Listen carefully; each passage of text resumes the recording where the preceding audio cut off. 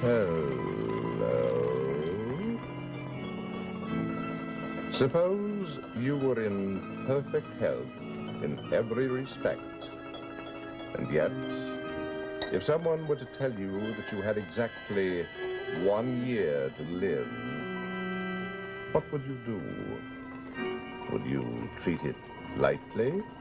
Well, perhaps you should consider what happened to a certain Mr. Henry Crawford, who was told just that, and he tried to laugh it off.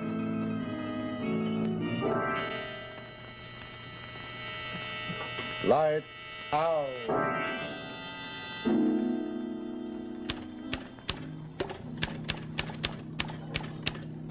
For release. Today. News? What news? Which news? Someday I'm going to find the smart joker who dreamed up this idea of sending daily news releases to the papers. And I might throttle him. Yes, I might. On the other hand, I might take an entirely different tack. Be divinely sweet, buy him several martinis, and probe the secret of his success. Let's face it, girl. There is no news today. Absolutely none.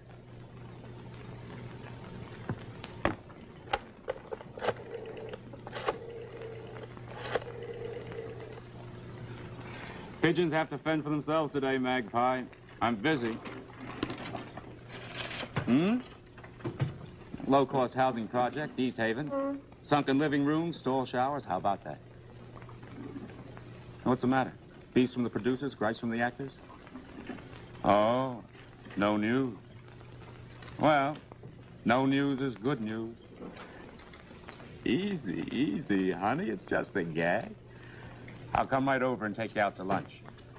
You, not the pigeons.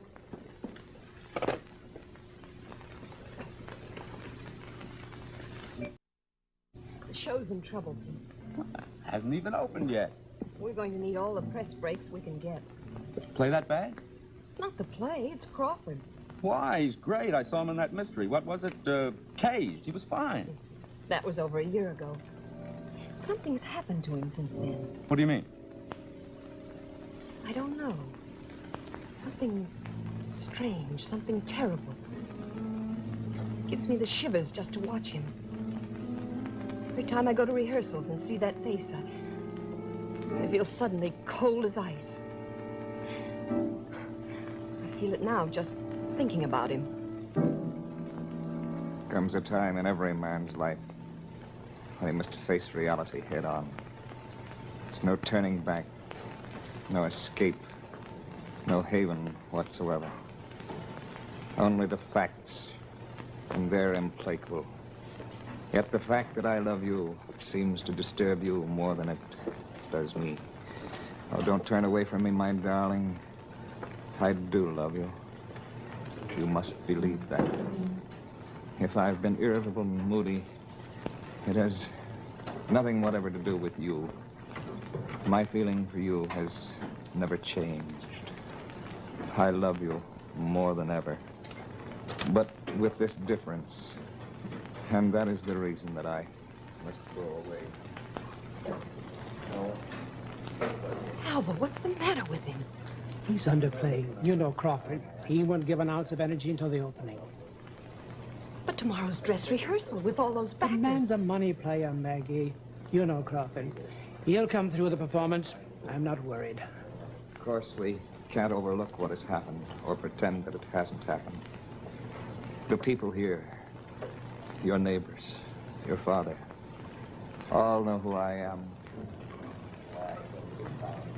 When did you first notice something strange? Oh, the first week of rehearsal, I suppose. That time I thought he was struggling for lines. That's no excuse now. He's letter perfect. He knows that part backwards and forwards. Then what's he doing up there? I haven't the slightest idea. All I know is he's drawing Laura Holloway out of her mind. She says it's like playing opposite a dead man. He even looks dead. It's true. Henry is dead. This is Mrs. Crawford, Maggie. This is Maggie Fisher, press agent. How do you do? How do you do? Is your husband ill, Mrs. Crawford? Is that the reason? No, you were right the first time.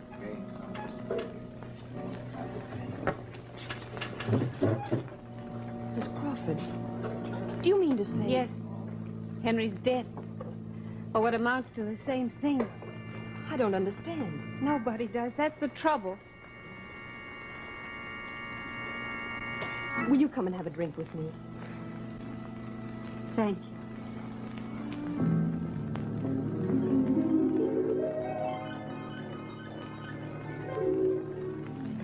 Now look, be my good little magpie. Sit still, don't wink at any strange men.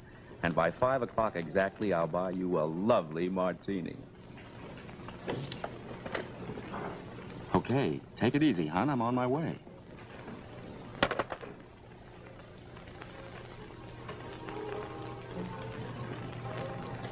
I don't know why I'm telling you this. I can't keep it locked up inside me. I have to tell someone. Surely you've consulted his doctor about this. Yes, we did once. But now Henry refuses to trust doctors. Or anyone. Perhaps it's a matter for the police. No, I think not. You can't just sit by and watch this happen. You don't understand. It has happened. We're just witnessing the finish, that's all. But if you love him... I loved him. When he was alive. The man's still alive. No. Mrs. Crawford, I don't want to be rude, but I don't get it. I just don't get it at all. But perhaps if I explain something. You see, before I met Henry, I was engaged to another man. This other man was an actor of sorts. We used to go to the theater quite a bit. One night, I saw Henry on the stage for the first time. I was so thrilled by his performance, I insisted that Joseph take me backstage to meet him. I'll never forget that first meeting.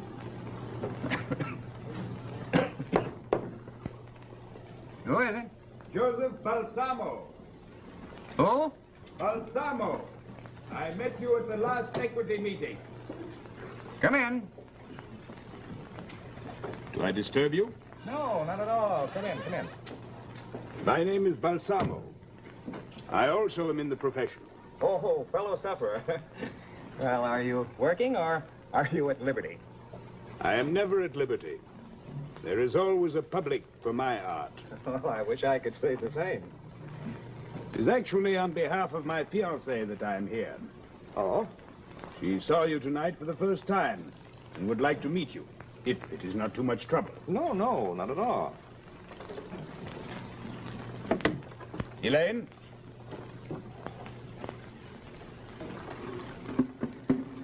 This is my fiancée, Miss Lawrence. How do you do, Miss Lawrence? How do you do, Mr. Crawford? I asked Joseph to take me backstage to meet you because Oh, now that I'm here, I don't know what to say at all. Did you enjoy the performance? Oh, so much. Good, then you must come back and see it again. Thank you, I will. And if you do, you must come back and visit me again. May I? Of course. You understand? Miss Lawrence is my fiancée. Oh, lucky man. Not only never at liberty, but has managed to snag himself a very charming fiancée. Oh. I have explained. I am never at liberty because my art is universal. I'm not an ordinary actor. Like me? No. Certainly not like you. My name. It reminds you of something, perhaps? I don't believe I caught it. Balsamo. Joseph Balsamo. I should do well in lights. I'm a descendant of that other Balsamo. You know him perhaps by his other name, Cagliostro? Oh, yes, the 18th century charlatan. Charlatan? Joseph. He had tremendous power over other humans. That was his great talent. And you? I carry on for my ancestor. How nice for you.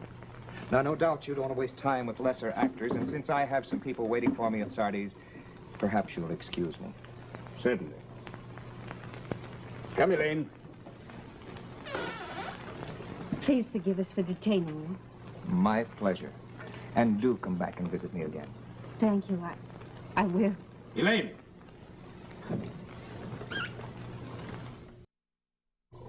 Was he really Cagliostro's descendant? That's what he always said. And I have reason to believe it was true. What'd he do? Travel with a medicine show? No. He got bookings mostly out of town. I used to help him, but that was before I began to spend so much time with Henry. So you did go back? Oh, yes. The very next day, and 3 or 4 times a week. As often as I possibly could. Had it bad, didn't you? Yes. Joseph went out of town and stayed away for several months. I saw Henry almost every day until one night. Darling, you will marry me. Henry, I'll take that reading again. Please, darling, please marry me. Of course. Oh. Hello, Balsamo. When did you get back? Take your hands off her. I don't think Elaine would like that. Would you, darling? Henry, please. Joseph, please, you must try to understand. I understand you're my fiancé. Wrong tense, old man. Miss Lawrence was your fiancée. How dare you? Let's not overplay this, Balsamo. You've stolen her from me. Cool off, Balsamo. You'll lose your equity card. Why, you... Joseph. Stop being an idiot.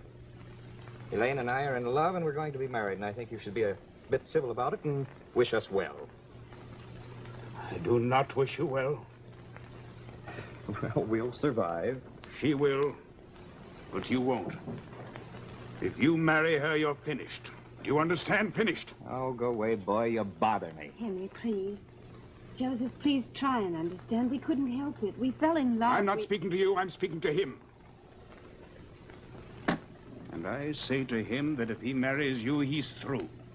Within 1 year. That is exactly what I give him. 1 year. Was that the last time you saw Balsamo? Yes. Then Henry and I were married. And? Then Henry's health began to fail. I didn't know why. I was terribly worried, and finally I prevailed on him to see a doctor. Curious. There doesn't seem to be an organic disturbance of any kind. Oh, but Doctor, I feel so strange. No pepper or vitality. I'm supposed to start rehearsals of a new play next month. I feel weak as water.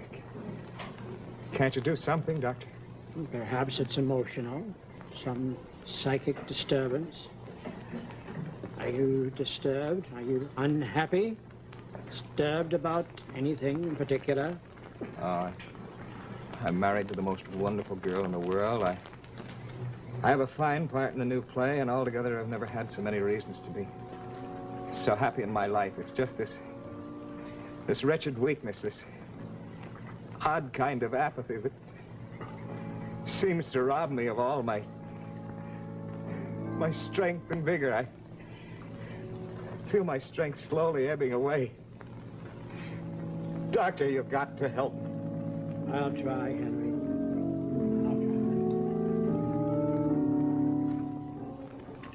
But he couldn't do anything. Nobody could. We tried other doctors, psychiatrists, specialists.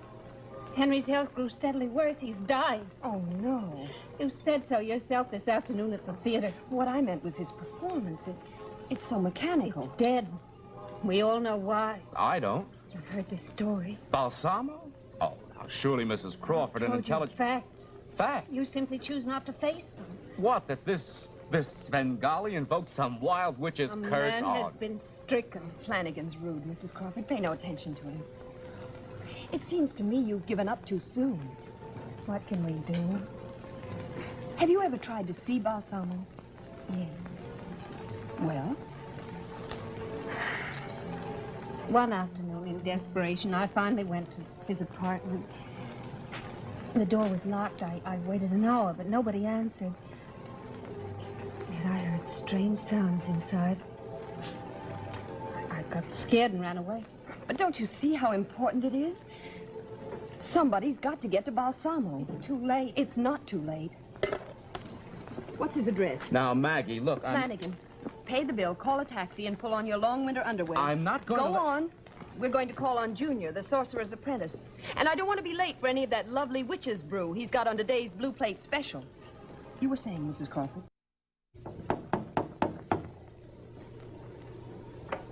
What do you smell?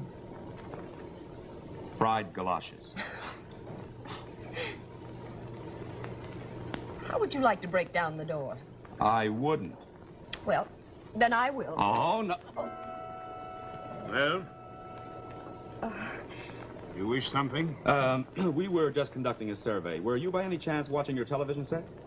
I was not. Oh, well, that's all we wanted to know. Come on, Mother. You are Joseph Balsamo? Yes? We'd like to talk to you. Go on. May we come in? No. I'm at work. Cooking something?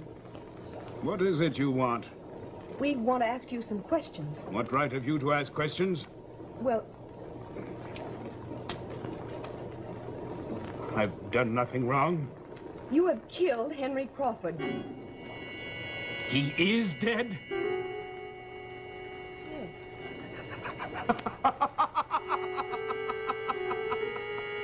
Dead! Finally dead! Come in, and you'll see how Joseph Balsamo did it. A trade secret, you understand, but now there's no further need to hide the secret. Let the world know. Enter!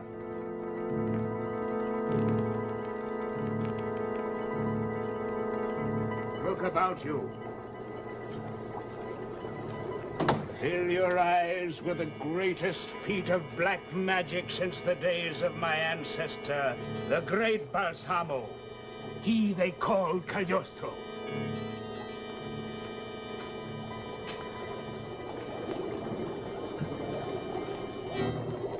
Henry Crawford. Henry Crawford in all the roles he has ever played. His entire career. Here.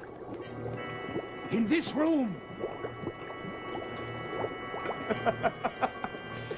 Look at him. See how he's died. In every way known to man and the devil. I had planned for him to die the day of the opening of his new play. But we cannot be too precise in this business. As it is, I have not done badly. 2 days' margin. You're a murderer. No. I'm a dispenser of justice. Henry Crawford stole from me my woman.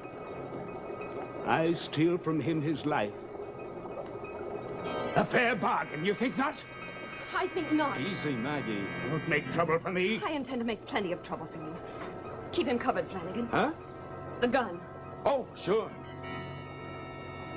Are you going to move under your own power, or do we have to push? My work is done. There is nothing more for me to accomplish. Henry Crawford is dead, and I've killed him. Move. No one takes me. No one has ever trapped a Balsamo. Never! The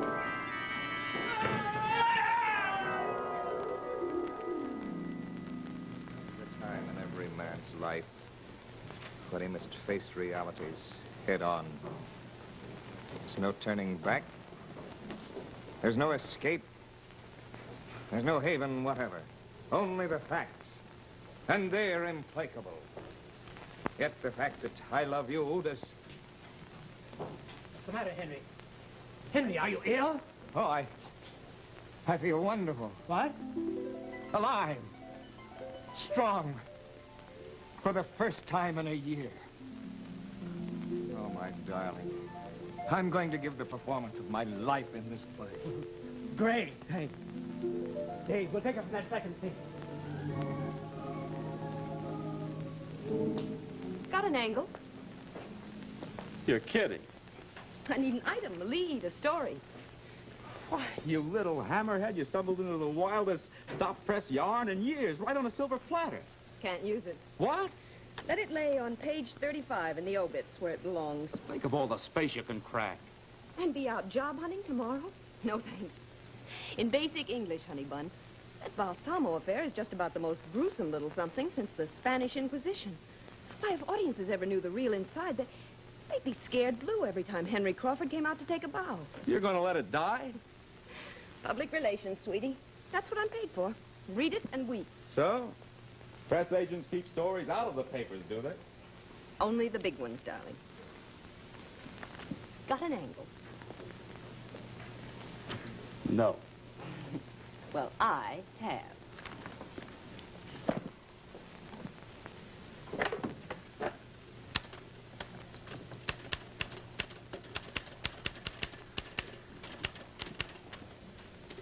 For release today, the Notre Dame backfield selected Laura Holloway, star of The Distant Corner, as the girl they'd most like to be shipwrecked with on a desert island. Oh, you. You know, they're wrong.